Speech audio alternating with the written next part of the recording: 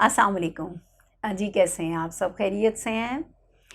अच्छा, आज मैंने आपसे जो पोइट्री शेयर करने की ज़रूरत महसूस की है, वो क्या है कि बेसिकली मेरा एक मैसेज है।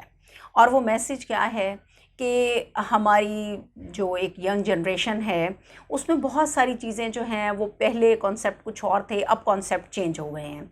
लेकिन मैंने उनके एहसासात और ख़यालात को लेके एक थोड़ी-सी प्रेडिक्शन बनाने की कोशिश की है कि क्या एक लड़की की सोच होती है जब वो अपनी ज़िंदगी में ये सोच रही होती है कि मैं पढ़ूँगी, लिखूँगी, अपना फ्यूचर सेटल करके और फिर जब मेरे वालिदैन मुझे अपने घर से रुख़सत करेंगे तो आगे मेरा जो घर होगा वो घर कैसा होगा, वहाँ जो लोग होंगे वो कैसे होंगे, जो मेरा लाइफ पार्टनर होगा वो कैसा होगा।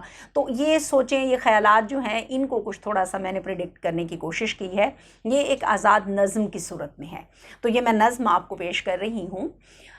साथी मेरे ले चल मुझे, साथी मेरे ले चल मुझे, परियों के जैसा देश हो।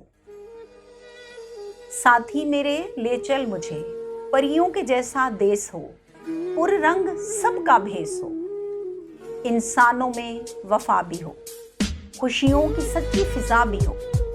गाए नगमे कोयल प्यार हो, खुशियों भरा संसार हो। साथी मेरे ले चल मुझे, परियों के जैसा देश।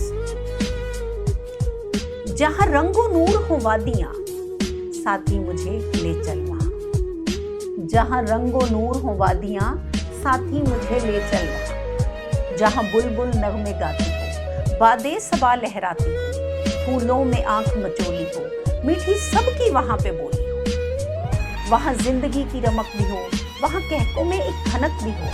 साथी मेरे ले चल मुझे, परियों के जैसा देश हो। हर बात में बस प्यार हो, सच्चा वो सब संसार हो। धोखा किसी भी कदम ना हो, जीने की सब में उमंग हो। वहां धड़कनों में तरंग हो और दिल में खिलते फूल हो, यूं जिंदगी के असूल हो।